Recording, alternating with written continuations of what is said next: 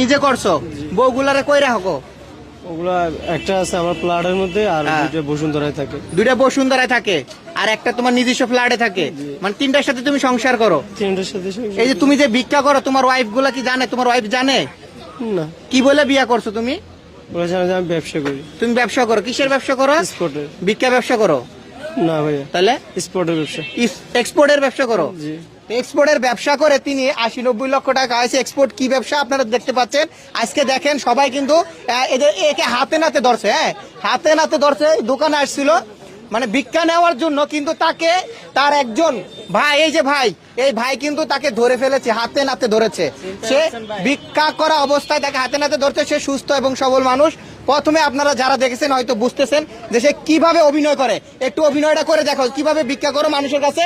এখন ভিক্ষা করে দেখাও, যেভাবে ভিক্ষা চাও আমার কাছে ভিক্ষা চাও, ওইভাবে যেভাবে যে ভিক্ষা ব্যবসা করে। ভাই ওরে ধরার লাগে এখন আপনার। আচ্ছা, আর কিভাবে কিভাবে ভিক্ষা করো একটু দেখাও, দেখাও কিভাবে ভিক্ষা করো। একটু হাট হাট হাট। কি ভাই, এই যে দেখে কি মনে হয় ভিক্ষুক? ভিক্ষুক মনে হয় না?